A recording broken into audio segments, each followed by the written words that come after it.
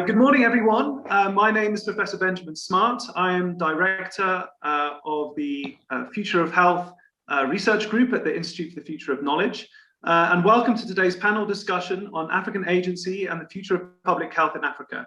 It's my great pleasure to welcome Professor Bertine van Vuuren, who will be producing the opening remarks, Professor Arthur Mutambara, who will be our main speaker for today, Dr. Salma Abdalla, and Professor Malaselo, John Lamola, who will be our respondents.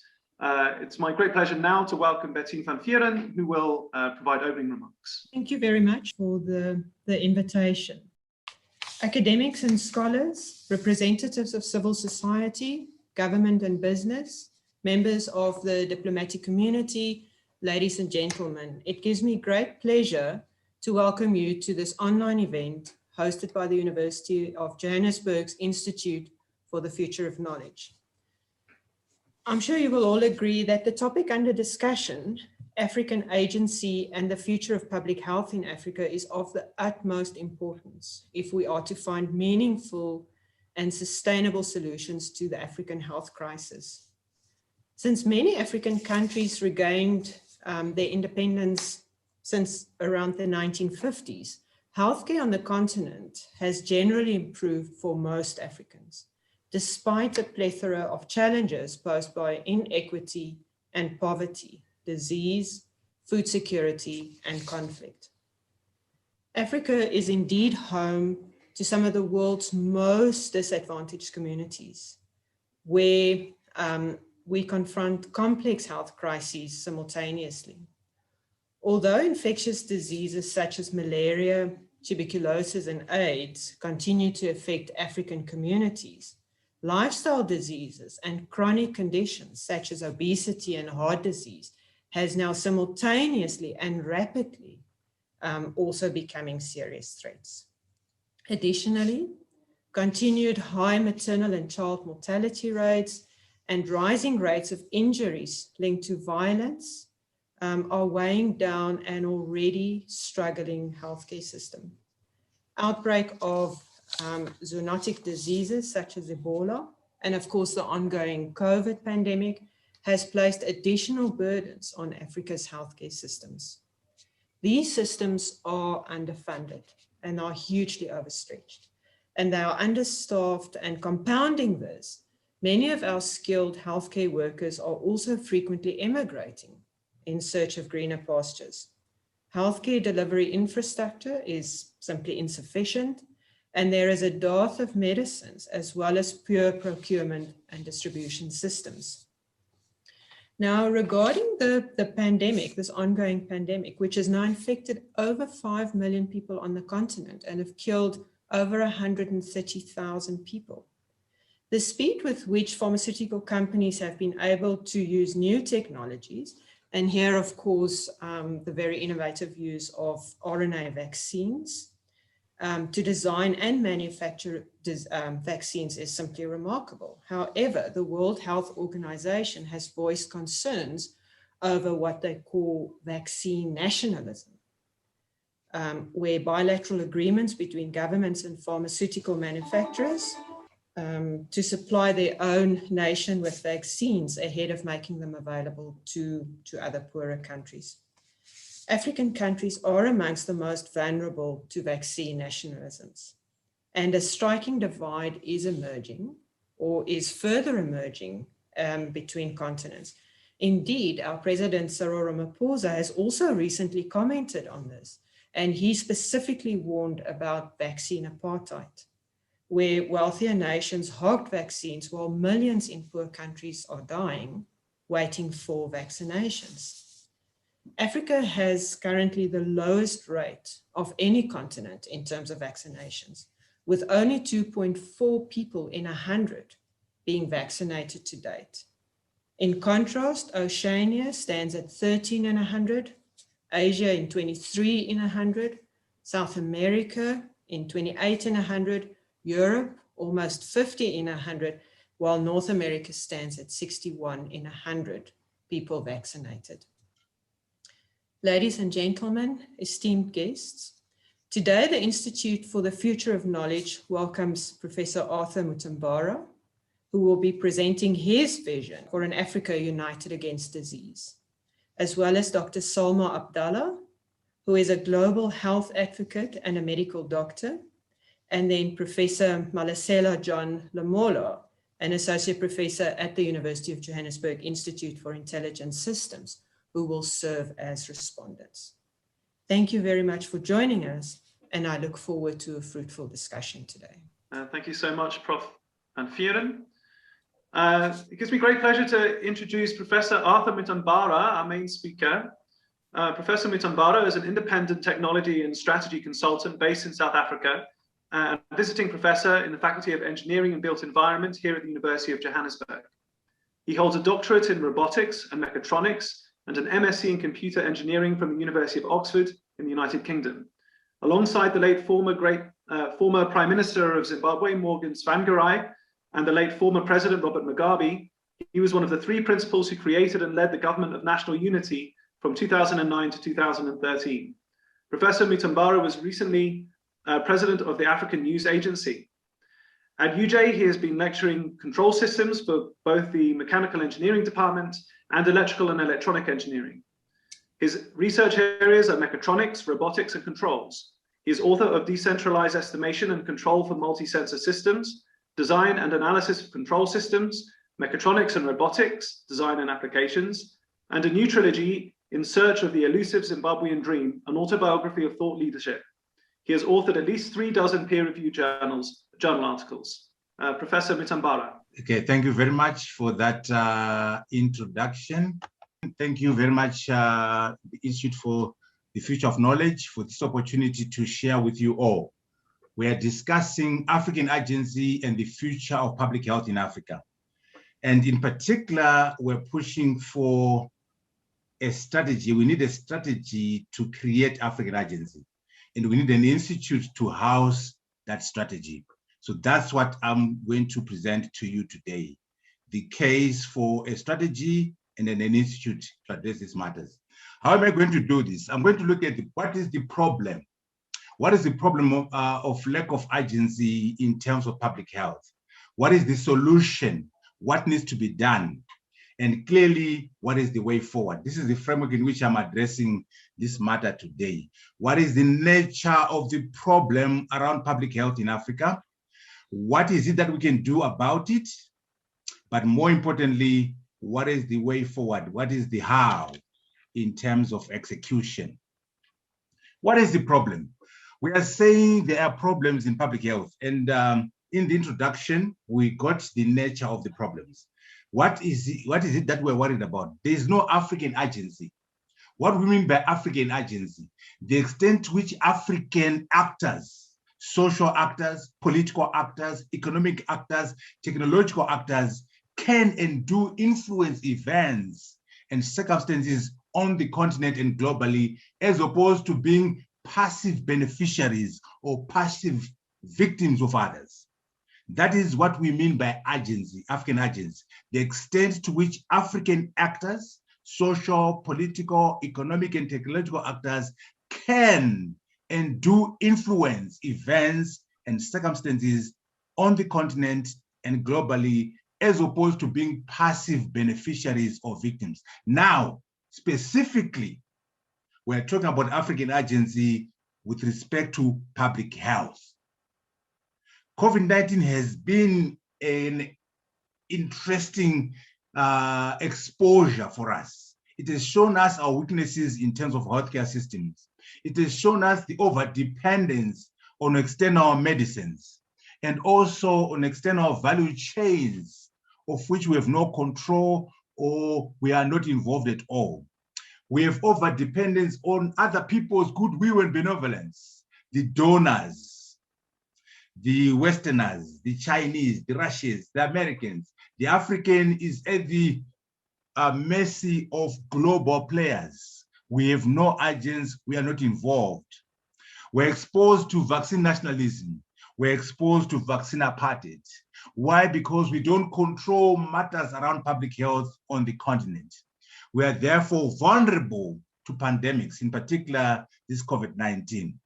We must understand health risk as a national risk. If you don't control your healthcare system, you are creating a national security risk for your country. And most African countries do not control their healthcare systems, and therefore they have a national security risk. What we're trying to do in this presentation is to say, what is it that can be done to address these issues for COVID, but more importantly, beyond COVID? What can we do beyond COVID? And to dramatize the problem, look at South Africa, the most advanced African economy. Look at the chaos around vaccines.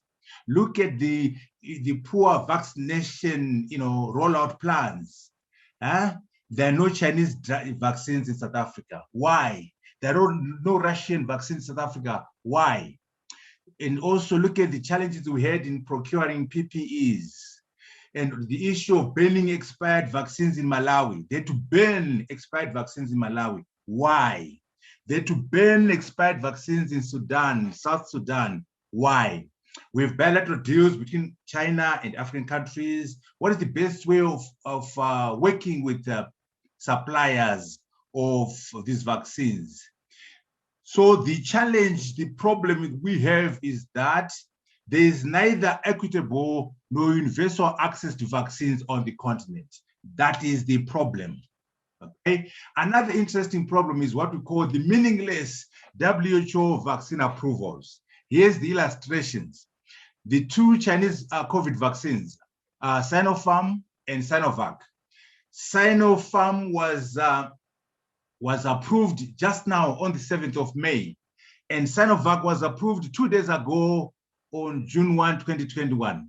But these vaccines were already working.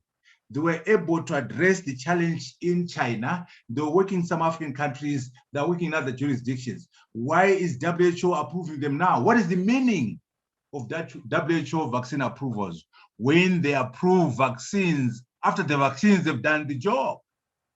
The Russian Sputnik V, the vaccine from the Russians, arguably, according to the scientists, is the most efficacious, the safest of all the vaccines, but at the moment, it's not approved by WHO. What is going on? Why are the Chinese and the Russians circumspect in terms of presenting their data to WHO? Now, some countries have listened to the WHO. South Africa is a good example of that behavior, where they took WHO approvals as gospel. So as a result, South Africa did not engage Sinopharm or Sinovac. They concentrated on Pfizer, the Oxford drug, and Johnson & Johnson. Zimbabwe, for example, went outside that and cut a deal with the Chinese, got Sinopharm and Sinovac into Zimbabwe. Right now, as we speak, South Africans are skipping the border to go and get their vaccination in Zimbabwe. They're going to Zimbabwe for vaccine tourism. How is it possible that the most advanced country on the continent has its citizens or residents crossing the border to poor little Zimbabwe to get vaccination? What is going on? We need African approval processes. We need African certification processes. We can't depend on the WHO. Why can't we, like the Chinese, why can't we, like the Russians, do our own R&D, manufacture our own vaccines, approve them ourselves and use them? The Chinese have done R&D, the Chinese have done manufacturing, and they've done approval of their own vaccines and used them, and they're doing very well. The Russians have done R&D, the Russians have manufactured their own vaccines, and they have approved their own vaccines and used them, and have done well. Why can't we as Africans do the same?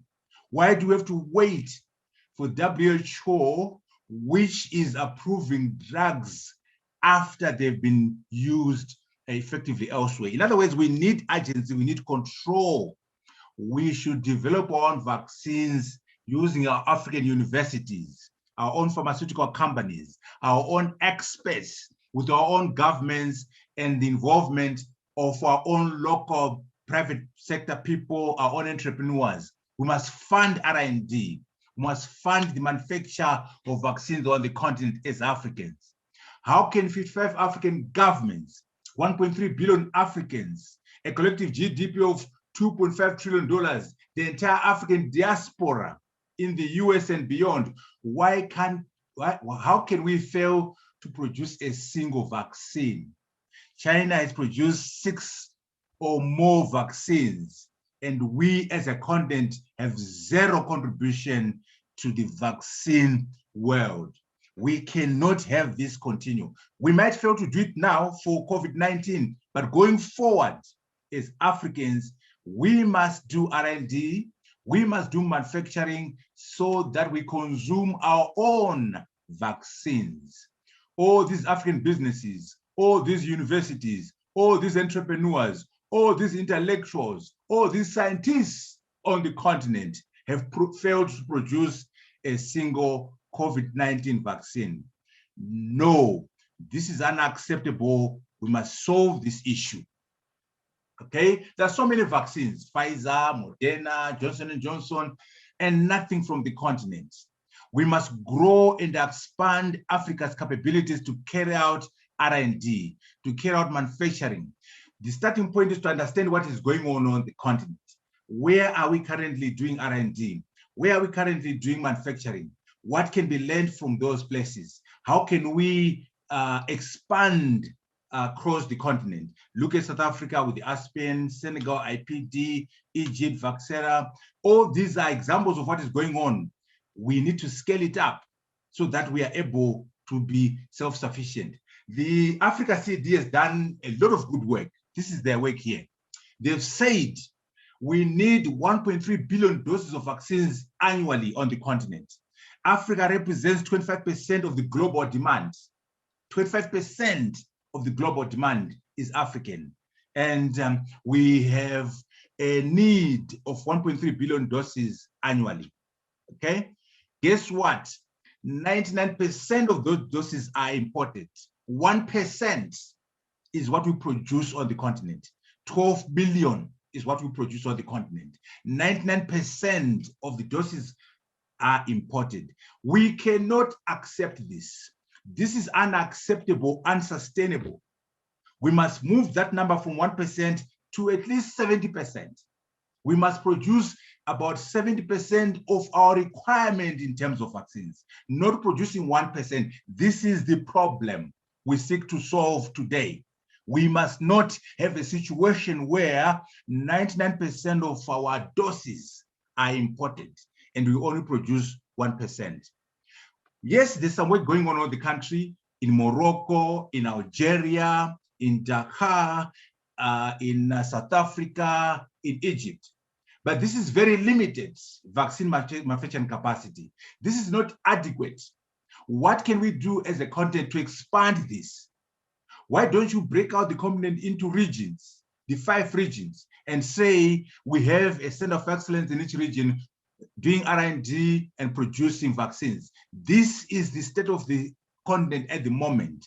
Highly inadequate, limited vaccine manufacturing capacity. We must change this. That is the mandate of this seminar today.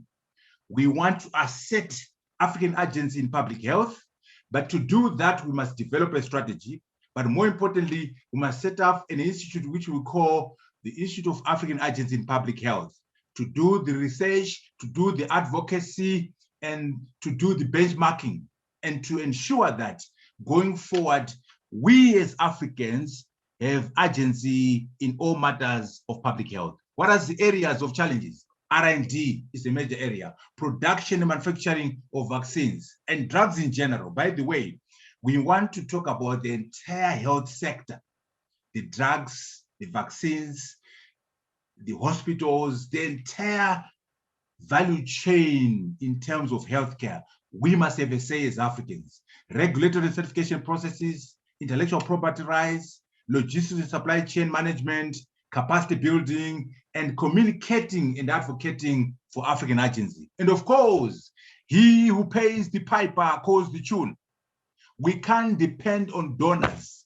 We can't depend on money external from Africa. Africans must fund African healthcare systems. Africans must fund African public health.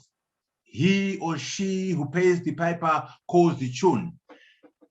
Resources equal results. So finance is very critical in terms of in setting African agency in public health. How do we move forward? We must have a vision of what we want as Africans. Then, having done the vision, we must have a strategy, the game plan to take us from where we are right now to the promised land. And then, of course, we must have our plans and implementation matrices and so on, so that we can actually execute on our strategy. This is the big picture in terms of creating African agency on the continent. What we want African agency in public health. That is the vision. How do we get there? We get a strategy. We get buy-in and ownership by the regional blocks. We want a continental strategy to drive the Institute of African Agency in Public Health. But to do that, we must work with the REX, SADC, East African Community, Maghreb, ECOWAS, Central Africa. The 5 regions must drive this agenda. There must be buy-in from the 5 regions. There must be buy-in from the 55 African countries. And of course, we need to implement the strategy. We need to monitor and evaluate the strategy. Having done that, we need to do advocacy around the strategy. We need to do the research, we need to do the education, we need to do publications. These are the 3 pillars of creating African agency in public health. These are the 3 pillars we need to put in place to create the Institute for African Agency in Public Health. This is the framework, okay? And there must be values that drive us. What kind of values are going to drive us as we do this? What are the key mega impact projects that will make this happen? We must identify the major flagship projects that will drive the agency in public health on the continent. The values, what are the values? African agency. In addition to equitable access and availability, we must have a say on how we get our vaccines. We must have a say in how we get our drugs. That's African agency. We must not only be beneficiaries, we must not only be victims, but we must also be able to be actors. Another major issue is moving away from from the issue of curative medicine. Most of these pharmaceutical companies, most of these healthcare policies on the continent are what we call curative policies, disease management. We don't want that. What we want is preventative medicine, wellness. Why don't you work on preventative medicine to prevent disease? Why don't you work on wellness among our people as opposed to managing disease, as opposed to curative management of disease? By the way, this we are going to be fighting against big pharma. The big pharmaceutical companies are more concerned about disease management. They are more interested in curative medicine. Why? Because if you become well, you don't need drugs. You won't buy drugs. If you prevent disease, you won't need to buy drugs. So the emphasis on preventative medicine, the emphasis on wellness is going to be an African agenda. We do it for ourselves. We can't wait for the busybodies. We can't wait for the big pharma to be driving preventative medicine, to be driving wellness. That should be the African agenda. Self-sufficiency in public health, world-class science, world-class R&D, world-class pharmaceutical and biotechnology capabilities, partnerships. We want partnerships, but partnerships on our terms. We want to partner with China, partner with Russia on our terms, partner with America, partner with Europe on our terms. But more importantly, the partnership must not be driven by countries, but by the continent. Right now, we have so many people. The Germans are going to do a plant in Ghana. The French are going to do a plant in South Africa. We don't want that. The partnership between China should be with the continent so that we can unlock value. When we talk to China as a continent, then we say, look, as a continent, we want to have this planned in Algeria to service North Africa. We want to have this planned in Rwanda to service East Africa. We want to have this planned in Swaziland to service SADC as a continental strategy, not bilateral, where France is negotiating with Swaziland, France is negotiating with South Africa, China is negotiating with Rwanda. No, that's not what we want as a continent. Continental strategy says economies of scale. We negotiate as 1.3 billion Africans. We negotiate as a GDP of $2.5 trillion. That way, we can have better value. That way, we can assert African agency. So yes to partnerships, but partnerships driven from the continent, not by countries. Commercial. You see, vaccines are about business. Yes, it's about health and fighting COVID, but there's a lot of money to be made in producing vaccines. The African wants to be a player in the business of vaccines. The Africans want to make money out of vaccines the way Europeans and Americans are doing so. Right now with COVID-19, pharmaceutical companies are making billions and billions of dollars. So even if Gavi buys the drugs, Global Fund buys the drugs, UNESCO buys the drugs and gives the drugs to Africans for free, those companies whose drugs are being bought are making lots of money. Those countries where those companies are domiciled are making lots of money. The African is saying, I want to be a player in terms of commerce. I want to make money out of vaccines the way Americans are making money out of vaccines. I want to make money out of vaccines the way the Europeans are making money out of vaccines. Not just having vaccines for health. Yes, we want to be healthy. We want to be able to consume vaccines, but we also want to be players in the commerce. Our economies must benefit from the manufacturing of vaccines. We must respect and leverage our indigenous knowledge systems. We have our local medicines, we have our local knowledge systems. Let us commercialize them, let us professionalize them so that we can protect our IP and also to make money from our internal domestic knowledge systems. Scale and impact. That's why we're emphasizing the continent. When we talk continent, there's scale, there are numbers. Don't talk national, don't talk region, talk the continent. Continental integration is critical. Continental sovereignty. We must move away from this obsession with national sovereignty and embrace continental sovereignty. We must be able to say, I'm an African first, a member of a regional bloc second, and a South African third. I'm an African first, a member of the regional bloc second, and a Zambian third.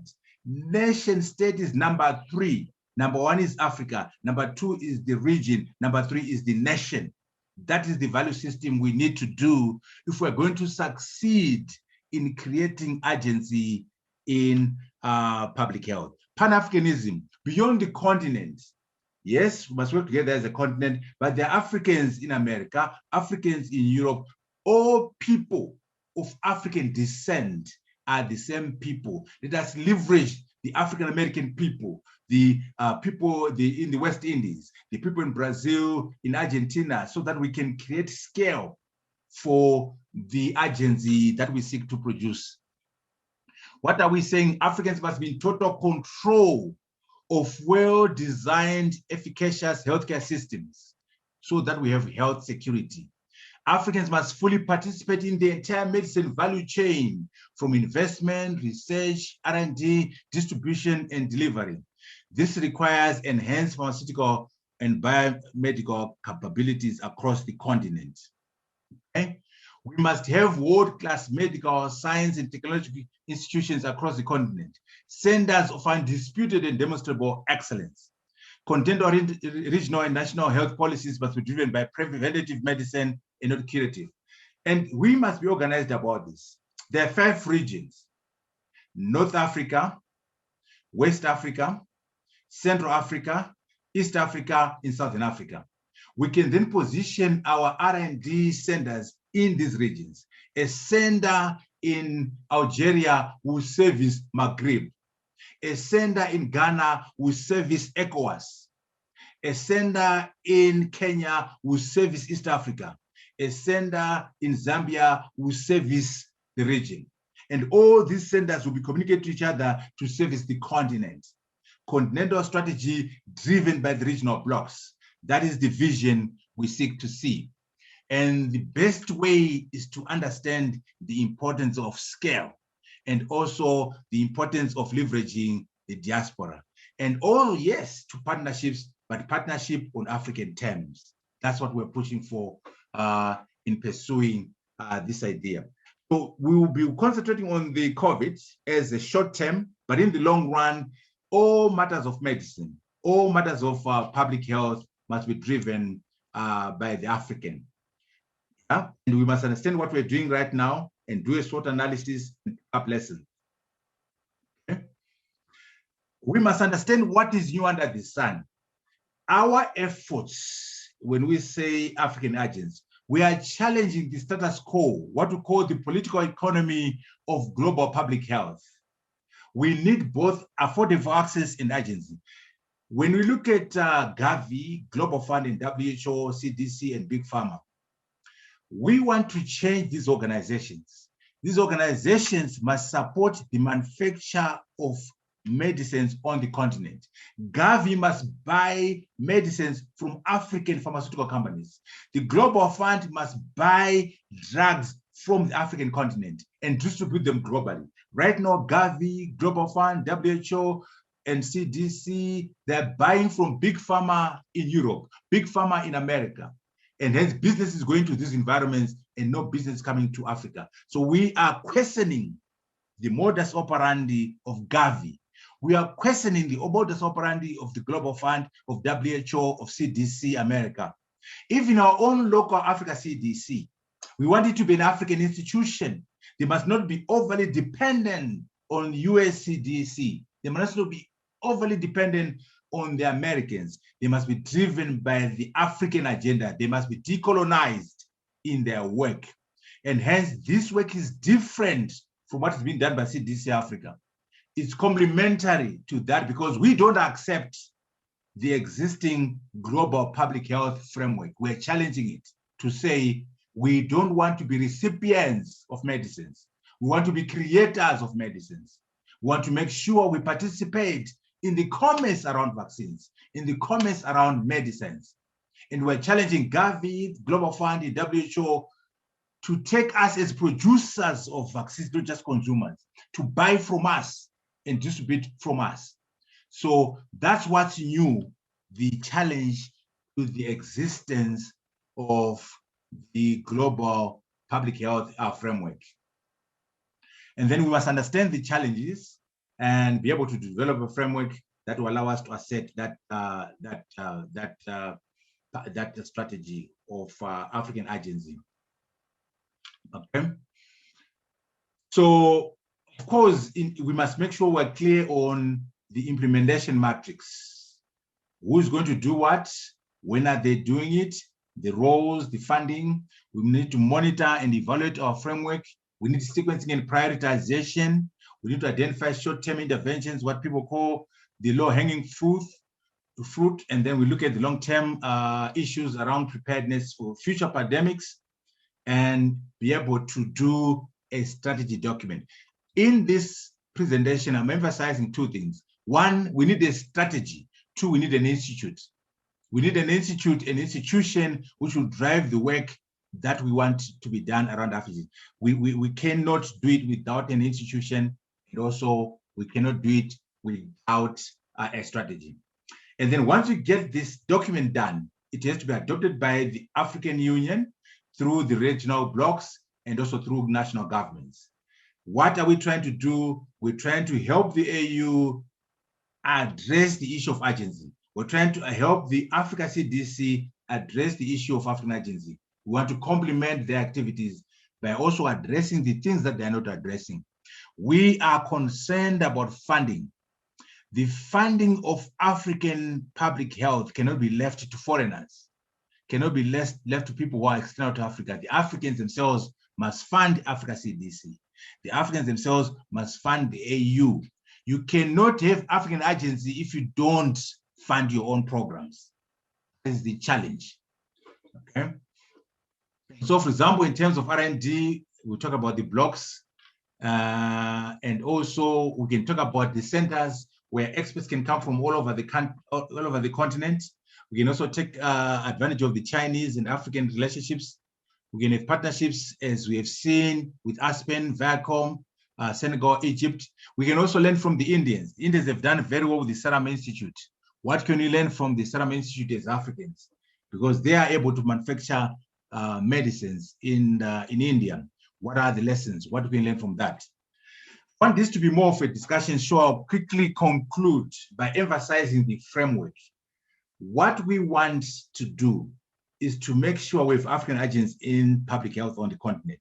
How do we do that? We must develop a strategy. How do we do that? We must set up an institute, the Institute for African Agency in Public Health. How do we get there? By creating buy-in and ownership by the regional blocks. How do we get there? By making sure we implement our strategy and we monitor and evaluate.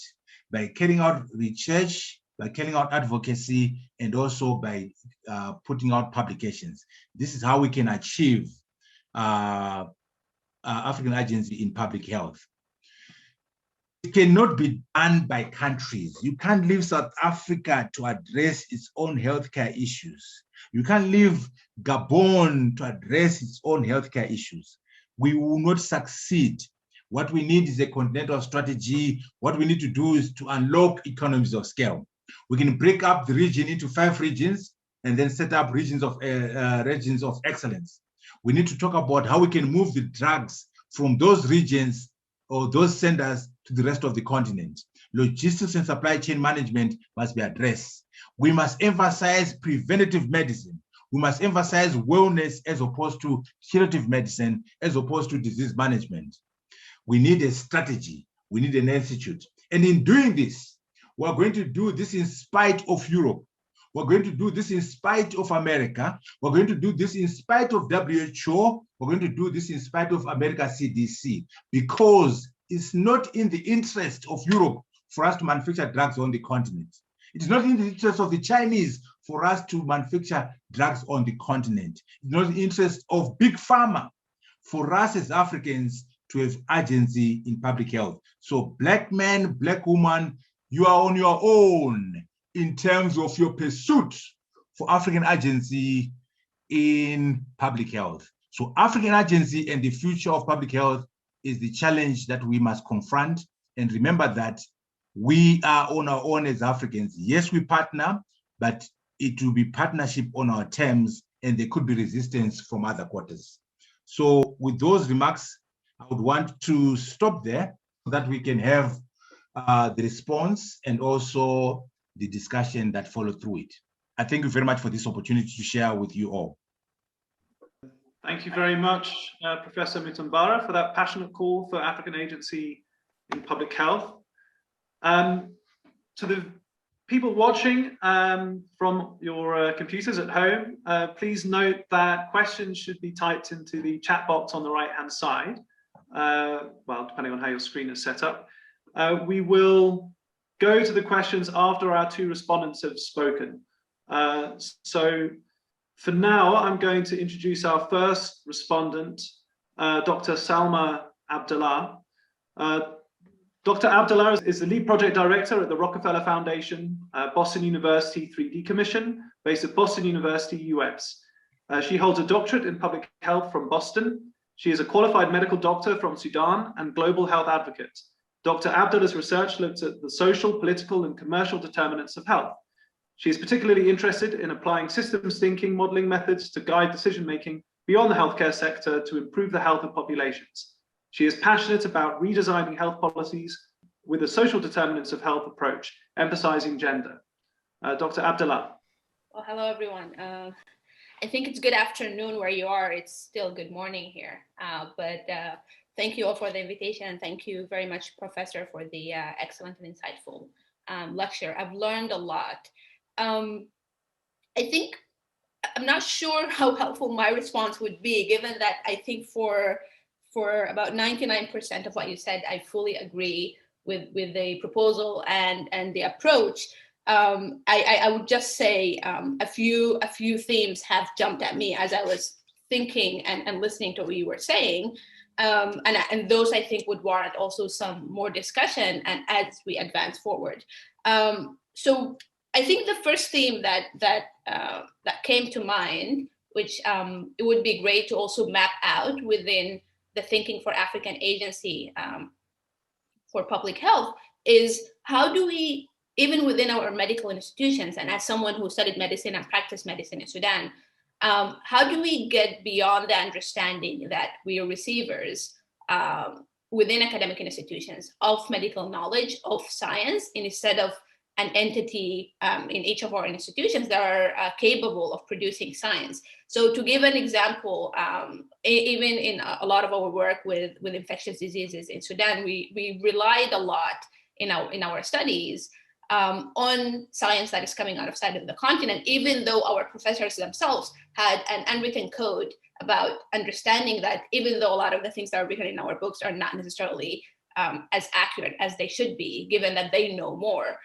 So if that's the mentality there, how do we add that within the framework so we change the thinking within universities? Because we start with universities, and I think that's very important.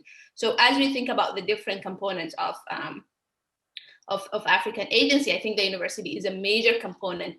Also given, and as someone who studied here my doctorate degree, given that a lot of the people, and someone who was going back to Sudan, a lot of the people who are going to be teaching in universities have received their education from Western institutions.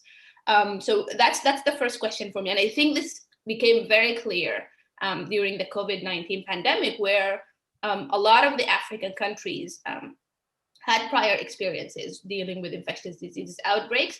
We had some playbooks on how do we deal with those outbreaks. But unfortunately, without a lot of consideration of existing systems, or even looking into into other African countries that have done the work, we've taken playbooks that really applied mostly to high-income countries and tried to implement them into an African setting.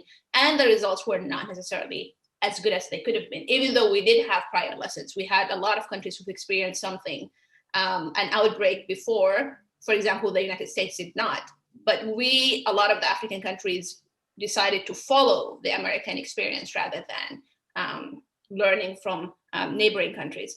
And I think here, for example, again, just taking the Sudanese example, because I was in contact with a lot of people working with the Ministry of Health at the time when we decided to go into a lockdown, even though the government of Sudan did not have to go to a lockdown, is just recognizing the power imbalance as a country that is currently looking to get loan relief, that we really felt like we needed to follow global action and countries like the United States in what they're doing in COVID-19, just to show that we're having progress in our approach. So how do we deal with those type of problems, political problems? So this is the second part of my my response is, this is great, this is excellent work, but ultimately health is a political decision.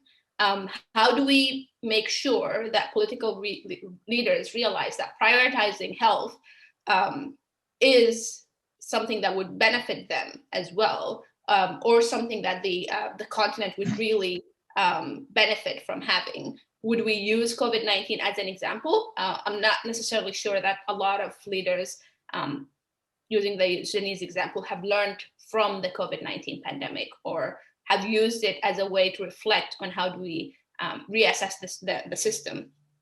The third aspect here, and you've talked about manufacturing and R&D, is would this agency have a legal arm? Just thinking about a lot of those power imbalances also stem from existing treaties and in existing trade agreements. How would we tackle that component? There have been a lot of discussions recently about the TRIPS waiver, and even though and also making sure we understand the reality, even if we have a TRIPS waiver, just given the scale of lack of manufacturing capacity in Africa, we will not be able to manufacture a lot of COVID-19 vaccines. This is the reality now, but we still have the issue of the legal aspects of the TRIPS waiver, and how do we address that moving forward? And I think lastly, I would just say, and then give more time for discussion later, is one other area I would like to emphasize, and I think you spoke about this earlier, is learning from other LMICs, low and middle income countries, not just African countries. And you spoke about the Indian experience. And I think I say this here because Africa as a continent also is very diverse. The Sudanese economy is certainly not similar to the South African economy. And there might be other countries across the world that might have a similar experience to the Sudanese economy. How do we utilize those experiences without losing the Pan-Africanist vision I think I'll stop here, and then maybe I'll come back later after hearing from the professor. Yeah. Thank you so much, Dr. Abdalla. We are a little ahead of schedule, which is fortunate. If Professor Mutambara would like to address some of the questions that you just raised. Prof, are you willing to do that? Yes, very briefly, very important. When we get educated in these Western universities, they train us to be employees. They train us to just fit into the system. They don't train us to question the system or to challenge the system. So we need to rethink the way we are taught so we can teach our people differently. We must create more of entrepreneurs. We must create more of business builders. We must train people who are decolonized, who say, I can form a company. I can do R&D in Africa. I can manufacture in Africa. When you're taught in Europe as an African, they teach you that research and development is done in Europe. Manufacturing is done in Europe. What you do in Africa is maintenance. What you do in Africa is consumption. So you have engineers, you have doctors, you have pharmacists on the continent. We have no confidence in their ability to do R&D. We have no confidence in their ability to manufacture drugs, but to sell drugs and to maintain a healthcare system. So we need to challenge and revisit the way we are taught and teach ourselves differently so that we can empower ourselves intellectually. So I agree with that point about rethinking and changing the products from our universities. We want people who are decolonized. For example, if you create a drug, let's say in Rwanda, you produce a vaccine in Rwanda. Some Africans will say, where's this drug coming from? It's called Ubuntu drug. Where is it from? It's from Rwanda. I don't think it's as good as Pfizer. I don't think it's as good as Moderna.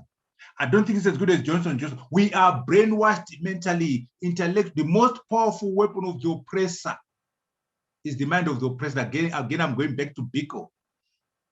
So we need to decolonize the consumers of the vaccines. We need to decolonize the producers of the vaccines. So there's a lot of work to be done around thinking.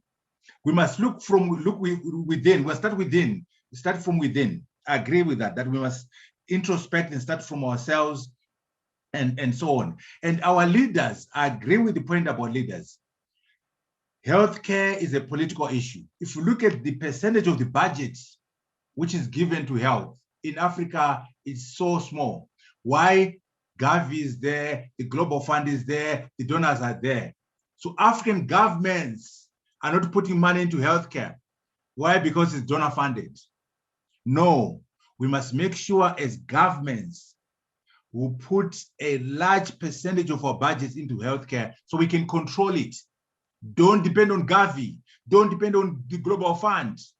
Depend on your own natural resources and your own resources as a country. So very important that we prioritize health because we don't do that. The last point is very important, TRIPS. There's been an appeal by South Africa and India for a waiver around intellectual property, for a waiver around patents, so that more countries can be able to manufacture vaccines on the continent. And so I think 100 countries have backed that decision, and President Biden has spoken in favor of that. We need to make sure we relax that so that we can have Africans manufacturing vaccines developed elsewhere as a short-term answer. But in the long run, we want to be able to do the R&D ourselves. So we have IP around vaccines, IP around medicines. We want to have patents around medicines in the long run. Maybe for COVID it's too late. We have to take other people's vaccines and manufacture them if there's a waiver around IP. So very correct, we need to think about the legal implications, TRIPS, WTO, and so on. But however, we must not just take what they say as gospel. We must challenge the WTO to make sure they take into account our interests as Africans. We must not just accept lock, stock, and barrel what TRIPS say. The TRIPS, let's question TRIPS and say, how do we change TRIPS to factor in the aspiration of the African? How do we challenge WTO? We now have Ngozi there, our African sister, Dr. Ngozi. So Dr. Ngozi, we must go to Ngozi and say, open up WTO. Open up WTO, make sure that WTO is servicing the interests of the Africans. But very correct, We need to understand legally the implications of TRIPS, WTO, patents, and IP. But in the long run, Africans must own IP, intellectual property. Africans must own patents. We must not just be consumers of other people's drugs, of other people's vaccines. We must produce our own drugs and consume our own drugs. Thank you very much for those elements of the response. Thank you very much. I think now we should move on to our second respondent, Professor Malaselo John Lamola. Professor Lamola is based at the University of Johannesburg's Institute for Intelligent Systems. He is the founding chairperson of the research group on Africa, philosophy, and digital technologies. He holds a doctorate from the University of Edinburgh, Scotland, and an MBA from Embry-Riddle Aeronautical University, Florida, in the US. His research interests are on the intersection between social philosophy in the context of the emergence of African modernity and in the philosophy of science and technology. He publishes on Karl Marx's epistemology, Jean-Paul Sartre's existentialism, and on the representation of Africans and their participation in the technologies of the Fourth Industrial Revolution. Professor Lamola is a professional member of the Society on Social Implications of Technology of the Institute of Electrical and Electronics Engineers. Professor Lamola. Thank you, Professor Swart, and the participants. Thank you, Professor Mutambara.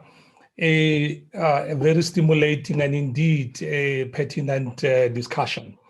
Please allow me in my response, without in any way derogating from the thrust of the main theme, to draw attention to what I will consider not only to be a lacuna in the strategy and the presentation, but to ally the fact that the sun has moved.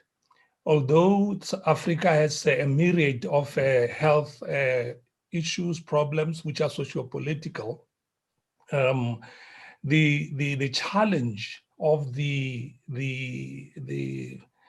techno-economic era in which we are in, the fourth industrial revolution, raises some very important issues that relate to your chosen topic about the issue of agency. And therefore, I beg that I quickly run through these few slides themed around the subject, Africa, the fourth industrial revolution, advances in biomedical technology and the technogenesis of humanity, which we will explain as we proceed.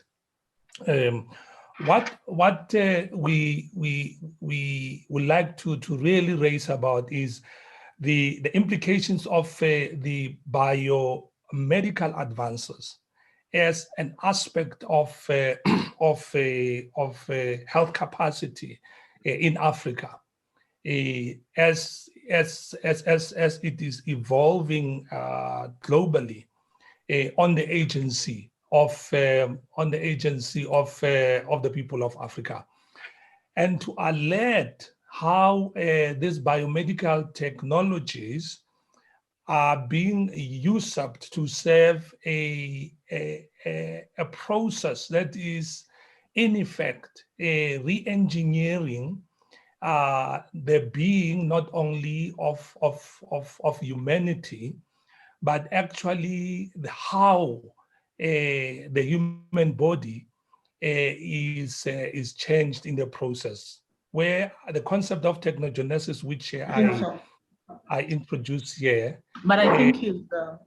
hello, can you hear me? Hello, oh, sorry, Salma, okay. Technogenesis, meaning the remaking through technology, from the word genesis, remaking through technology into a unit or component of a technological artifact. Now, what does this have to do with agency in Africa? To expand what Professor Mutambara referred to by agency, which was more within the context of economic and technological sovereignty. It is interesting that from a philosophical point of view, the word agency or the notion of agency is very important because it refers to the recognition of oneself and the assertion of the sovereignty of the self. It is about the recuperation and the defense of who one is within a sea of external forces that seek to define or remodel one into their own ends or interests. It is about self-definition and self-determination. Within the context that we are dealing with is with the developments that are happening within the area of the field of medical science, of health provision, within the context of artificial intelligence driven biomedical technologies. How do we, as the people of Africa, retain what Hariri referred to, the possibility of the modulation of identities and our cultural self? What does this have to do with African agency? Okay. First of all, we need to note that the technological innovation and all science, okay, is underpinned by scientific paradigms. And these scientific paradigms are culturally sourced and rooted. And in this context, the scientific paradigm that we are dealing with, that is driving AI in the biomedical space, is the post-modernist, sort of the post-humanist vision, I claim, and that behind this, there is, of course, this post-humanism is just a harbinger, is an element, is the extreme part of Euro-American postmodernist culture and philosophy. Euro-American. So African agency means that within this context there is a need there's a need within this agency that Professor Mutambara is proposing, that we need a socio-culturally self-affirming, decolonial philosophy of technology and science and innovation. There is a philosophy behind the current science and technology, and that philosophy is not African. The Chinese have demonstrated how in their rejection of that, they have established their own technological sovereignty, which Africa still has mountains and rivers to climb and cross before we can achieve. Okay? But at the personal, not so personal, at the personal cultural level, it also needs of how do we engage with this re-ontologization, because this technogenesis that I'm talking about is really the redefinition of what it means to be a human being. Okay? Specifically, towards, as my last slide, okay? This agency means a shift in the product development landscape for the promotion, the advocacy of that. Much of R&D in medical and health sciences is focused on the diseases that are happening in the developing countries. Okay, diseases like TB, malaria, and others that the World Health Organization refers to, other neglected tropical diseases, are not priority. They are not in the international global research agenda. So there has to be that shift in what we are trying to do. And indeed, to affirm and support what Professor Mutambara mentioned, this innovation and production has to be in Africa by Africans in a way that detects the immediate needs and concerns of Africans, and in a way where this finally will ensure the insertion of cultural value factors besides issues of safety in the approval of products, which the AU model law that I referred to on products and services may not be or have emphasized. Thank you. Thank you so much, Professor Lamola. We are running a little short on time, and I would like to get to some of the questions from our viewers. But Professor Mutambara, do you have any immediate thoughts on Professor Lamola's response? Very briefly, the fourth industrial revolution is just a tool. What is important is to make sure Africans use that tool to address their problems. artificial intelligence, Internet of Things, Internet of Everything, big data, augmented reality, human augmentation, all these tools are as good as your motivation. They're a double-edged sword. They can be used to build or to destroy.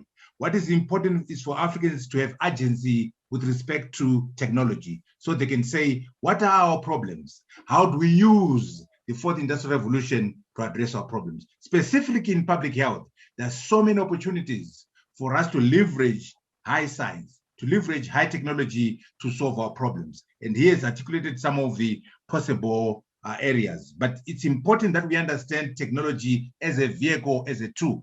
And by the way, when we embrace the fourth industrial revolution, let's embrace it completely. Don't use aspects of it. Let's design our own robots. Let's write our own programs. Let us build our own systems so that we can create new jobs, new systems. But more importantly, for us to embrace the fourth industrial revolution, we need a new type of thinking, a new type of education, learning how to learn, blended learning, interdisciplinary education, the acquisition of capabilities and competencies as opposed to traditional learning. Okay, so it can't be business as usual as we embrace the fourth industrial revolution. But today, our motivation is to say, how do we use the fourth industrial revolution in public health so that the African can be in charge of his healthcare and also his life? Second point, very important, we need to build capacity to test on the continent, capacity to regulate on the continent, capacity to be able to say, here's a technology, here's a drug. What's the efficacy of this drug? What's the efficacy of this machine? Testing capacity on the continent. How can we do it? Regional testing areas of experts. We can have in North Africa, a testing facility, in East Africa, another facility in Southern Africa, so that we have world-class testing facilities on the continent, which are shared by the entire continent. So very important that Africa has the capacity to test. COVID-19 has been a wake-up call. What's important is to say, okay, if we can't participate as Africans in terms of addressing COVID-19, what about future pandemics? More importantly, there's a nexus between COVID-19 and technology. COVID-19 has accelerated the adoption of the fourth industrial revolution. Right now, what are we doing? We're talking over Zoom. Why? Because of COVID-19. So the uptake of science, the uptake of technology has been accelerated, has been improved by COVID-19. So in other words, they say a crisis is too important an opportunity to waste. So actually, COVID-19 has been a major opportunity for the fourth industrial revolution, a major opportunity for people to embrace technology, for people to use science and technology. So there's a very interesting nexus between COVID-19 and technology. Finally, totally agree with the idea of technology sovereignty. We must be writing the programs. We must be writing the programs for artificial intelligence. Why? Because if you leave it to Silicon Valley, if you leave it to California, they won't be able to recognize your name, the Siri, I mean, this technology, because the people who are writing the programs have a culture, have a history, have a bias. So for us to balance the bias, the African must be doing coding. The African must be doing designing of products. The African must be designing robots. So we need to make sure as Africans, we have technological sovereignty. We are masters of our own destiny in terms of technology. Technology is nothing but a tool, but the African must have technological sovereignty where we control the technology we use. We program the technology we use. We design the drones. We design the driverless cars. We design the mechatronic products that we use. Africans must not be consumers of technology only. They must be creators of technology. They must be creators of science and technology. So I thank you very much for that contribution, Professor. Thank you. I think some real areas of agreement there. We have 8 minutes remaining, and I'd like to use them to ask you, Prof. Mutambara, to respond to some questions from our viewers. The first comes from Arnold. It is clear and well known that most African problems emanate from lack of leadership, and there is no leadership without politics. How then do we bridge that gap as people who hold offices don't care about our countries, let alone the whole continent? How can we get these people to reform, or at least have a clear vision? And good luck answering that. Very good question. Everything rises or falls on leadership. Leadership is the beginning and end of everything. For example, the things I'm talking about today has to be taken up by African leaders at SADC, at ECOWAS, and the AU. So if the leaders don't see value in agency, there will be no agency. So I totally agree. We must make sure we have leaders who understand the imperatives of leadership. We have leaders with Pan-Africanism as a value. We have leaders with self-respect as a value. We have leaders who believe in African agency. So it is very critical that leadership is on board. But how do we get there? We must make sure we grow leaders. We train leaders. Leaders are not born. Leadership is a decision. So it is important that young people, as they become entrepreneurs, as they become academics, as they become business players, they also aspire to be public servants. They aspire to make a difference, because why? Leaders make public policy. Politicians create the environment where entrepreneurs work. So we need some of our good people to go into politics. We can't all be entrepreneurs. We can't all be professors. We can't all be scientists. Some of us, some of our best minds on the continent must become leaders. The Chinese are a good example. When you look at the Chinese, what they call the Standing Committee of the Politburo in China, those guys, if you look at their resumes, they're engineers, technocrats, PhDs, lawyers, economists. The Chinese, in their own perverted way, without democracy, they've allowed their best minds to be leaders, their technocrats to be leaders. So yes, you got a good point there. We must make sure that we have high quality leaders on the continent, technocratic leaders on the continent, who can then go ahead and implement these ideas. Leaders who are not corrupt. And we must make sure we have leaders who believe in Africa more than they believe in their own countries. Leaders who embrace continental sovereignty as opposed to national sovereignty. Leadership is the beginning and end of everything. Yes, there seems to be a strong distinction between career politicians and public servants. And I think this continent is, and other continents, not just Africa, but there's a lot of politicians here that are in it for a career to make money as a way out of poverty and into the middle class, rather than to act as public servants. And I think, you know, this is where all the corruption stems. Yeah, that's a very good point. That's why we need leaders who bring skills to the table. What have you run before? Where are your skills?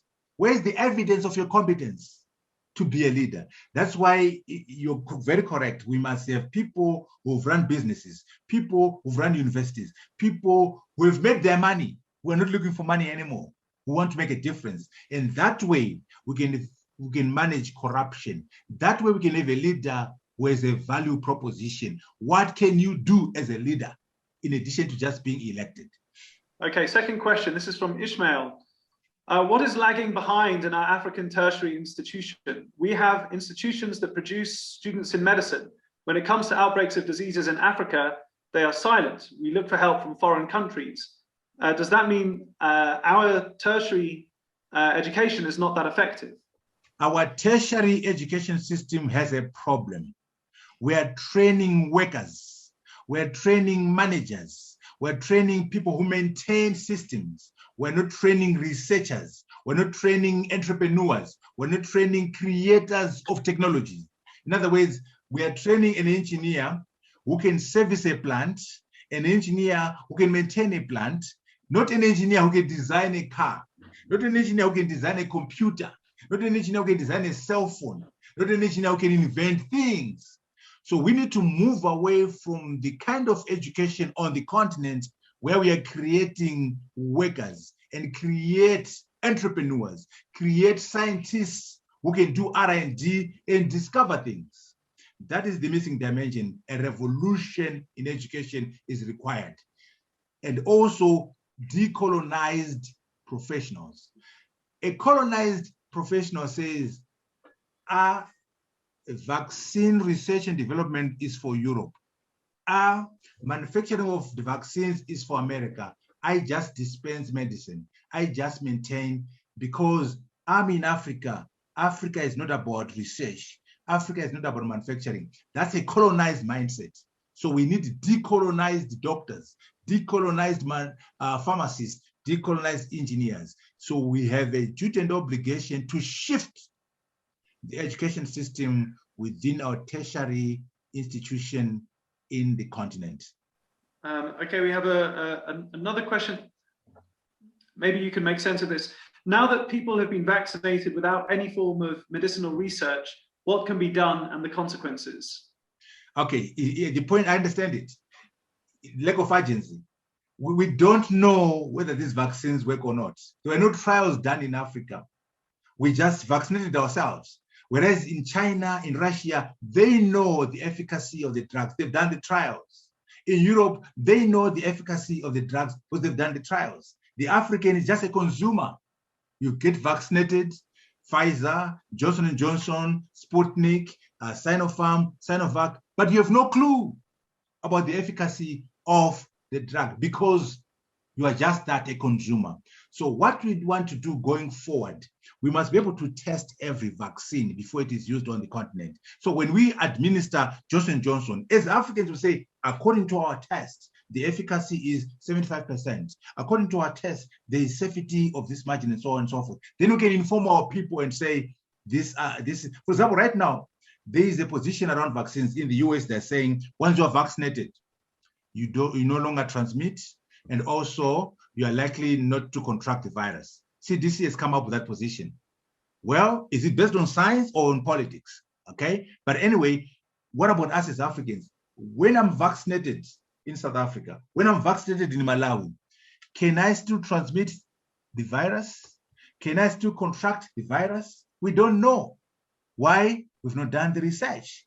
So anyway, going forward, we must have urgency in the sense that before we administer any vaccine among our people, we test it. We know the answers to transmission. We know the answers to contraction. We know the answers around safety. Africans must not just be consumers of vaccines, but rather creators of vaccines, but rather people who can test the efficacy and safety of these vaccines. Well, to be fair, we imported goodness knows how many AstraZeneca vaccines, and it was following a study at WITS that government decided, no, this isn't effective against the South African variant. I forget what its real name is. But I'm not aware of big studies that came out with Johnson & Johnson, except, obviously when they vaccinated all the healthcare workers, that's part of a trial system. But the trials are going on in the African context. I think in part because, as you say, just because it works, you have to take contextual conditions into account. Just because it works in the UK on their variant doesn't mean it's necessarily going to work in Africa on African bodies with African variants. But I do believe that African countries are not impotent in this regard. We have functioning, excellent universities where trials do go on, and as I say, the AstraZeneca vaccine was ultimately discarded by South African government on the basis of a trial conducted by WITS. I may be wrong, but I think I'm right. Yeah, well, I think you don't have to be defensive. In particular, don't defend South Africa. South Africa has been very dismal, very pathetic. This is the most industrialized country on the continent, and there are no vaccines. There's no Sinopharm in South Africa. There's no Sinovac. There's no Sputnik. South Africans are going to Zimbabwe to get vaccinated. So yes, some things have gone right, the WITS experiment and so on. You could have done more. South Africa has been dismal, and as the most advanced economy on the continent, shame on South Africa vis-a-vis vaccines.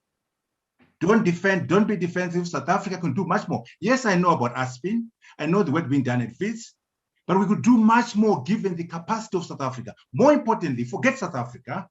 Why don't you think the SADC, think the continent? If South Africa was a leader, they'll be providing leadership on the continent so that we are actually producing vaccines, not for South Africa, for SADC and for the continent.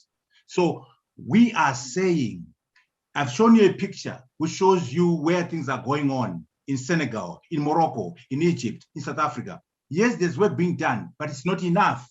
And more importantly, there's no leadership. South Africa is following WHO like gospel. And not South Africans could do well if they had Sinopharm here, if they had Sinovac here, if they had Sputnik here. But the South Africans are brainwashed and they're Eurocentric in the sense that they will not talk to China about vaccines. They will not talk to Russia about vaccines. Why? To be outclassed by Zimbabwe. Dr. Abdalla, I know that you've put your camera back on. Would you like to join in? So if I may just interject here on just a scientific basis. So we're having, I think we cannot disregard the regulatory power a lot of European countries and the US have. And just to add to what you said, the South African trial was going on and it did affect the approval of AstraZeneca in South Africa.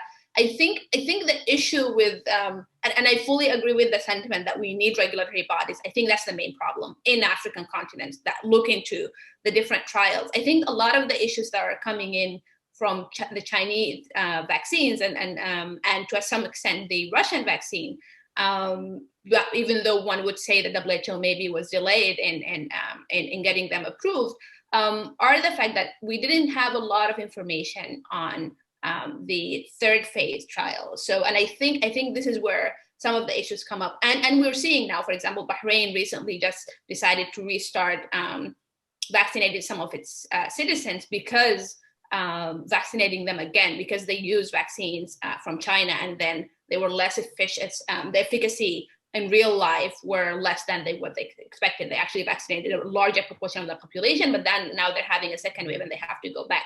So I think there is a fair critique that a lot of this is Eurocentric and Western-centric, keeping in mind that the countries that we also look into and follow right now also have very strong regulatory processes. So I think it's an issue of how do we balance acknowledging that they do have those regulatory issues that in a way are preventive from having the Bahrain experience, for example, now that they have to revaccinate some of their population now with Pfizer or Moderna, but at the same time acknowledging that maybe having that view might affect the ability to see other alternatives in the future. How do we have that balance? And I think also that's a question earlier I wanted to send back to you is, what is the ideal relationship then would look like with the World Health Organization in your mind? Because it has a wealth of knowledge. I think it's an issue of do we follow it blindly or not? I think very, very briefly, number one, I'm not here to promote Chinese vaccines. I'm not here to promote Russian vaccines. I'm here to promote African vaccines. Okay? Ideally, what I want are African vaccines, not Chinese, not Europeans, but African vaccines. What I'm saying, however, is that given that we don't have vaccines of our own for the short term, we must be more flexible by looking east and west. Pfizer, Johnson, yes, we look at that and test them ourselves. We also look at Sinopharm, Sinovac, Sputnik, and test them ourselves and use them. Don't just say, because WHO has not approved the Russian and the Chinese, I'm going to look this way. That's all. But otherwise, ideally, I don't want Russian vaccines. I don't want Chinese vaccines. I want African vaccines. Now, WHO, the challenge is, why were the Chinese circumspect in terms of giving data to WHO? Why were the Russians circumspect in terms of giving data to WHO? Which means there are issues, whether it's espionage or IP or intelligence. We must make sure that we have, ideally, if WHO was operating in a bona fide manner, the Chinese would not hesitate to give their data to WHO. And the Russians will not, right now, Sputnik V is not verified, it's not approved. But Sputnik, according to the scientists, is doing pretty well. Sinopharm and Sinovac approved Sinovac 2 days ago, Sinopharm 7th of May. Again, the reason given, the Chinese who delayed in giving their data. Why did they do that? And in any case, as Africans, the Chinese they develop their own drugs, manufacture them, and consume them, and they're doing fine. So in future, why do we have to wait for WHO? Why do we have to wait for WHO? Why can't we create our own drugs, create our own systems of approval and testing? Once we are happy as Africans, we consume them. The same way the Russians are doing. So I do not prefer Russia and China. No, I want to learn from them. I do not prefer Pfizer, Moderna, or Oxford. I want to learn from them. In the end, I want my own vaccines that I produce as an African. I want to learn from India. That's what I want. And I don't want to be beholden to WHO or beholden to the Chinese or the Russians. I must be beholden to the Africans, period. Okay, now I must say that I promised to keep this to 90 minutes and we've already overrun by 10 minutes, but I see Prof. Lamola has switched his camera on. You're welcome to say a few final words, Prof. Lamola. Okay, just one sentence. Peter Tosh once said, remake the world. I think if we really, as Africans, want to exact our agency, our world needs remaking. The fact that we are trumping commercial names, Pfizer, Moderna, whoever, and the more we mention them, the more their share price go up. It's no longer an issue about human health. It's an issue about medical capitalism, etc. And again, talking about agency for us, before we focus on all these vaccines, the question is about African indigenous knowledge, African indigenous medical systems. Maybe we never even needed vaccines as Africans. I mean, if we are serious about agency, we have to go as deep as that. That's controversial, I'm aware, but there are genomic issues that require a lot of research because not every medication that is produced from anywhere applies to all of us throughout the world similarly. So our work is still very, very huge and complicated, Professor Mutambara. Okay. Let me emphasize this. There's nothing wrong with business, okay? There's nothing wrong with business. What we want is the African must be part to the business. If there are billions of dollars to be made in vaccines, we want a share of that business. Right now, we have zero of that share. So you are very correct. When we say Pfizer, Moderna, we're pushing up their share prices. Tomorrow, we're going to have the Ubuntu vaccine, the Mpumalanga vaccine, and its share price is going to go up. And we are going to be healthy, but also make money out of vaccines. It must not be the preserve of Europeans and Americans to make money out of healthcare, our healthcare anyway. We must also make money from it. But you're very correct. What about our own indigenous medical systems? What about our own medicines? Moringa and all these things, we must, that's another thing. We must not only learn from Europe, China, and Russia, we must learn from ourselves. There are so many things we can learn from ourselves, and we're not doing enough in terms of leveraging indigenous knowledge systems. Well, there is a whole new discussion. So on that note, I would very much like to thank our speaker, Professor Mutambara, our respondents, Professor Lamola and Dr. Abdalla, and Professor Van Vuuren for her opening remarks. Thank you everyone for joining us. I'm very sorry to those of you whose questions weren't answered. I'm sure Professor Mutambara would be willing to answer by email if you would like to send your questions to him by email. Otherwise, thank you very much everyone for coming, and look forward to seeing you at the next Institute for the Future of Knowledge event. Thank you all. The University of Johannesburg, the future reimagined.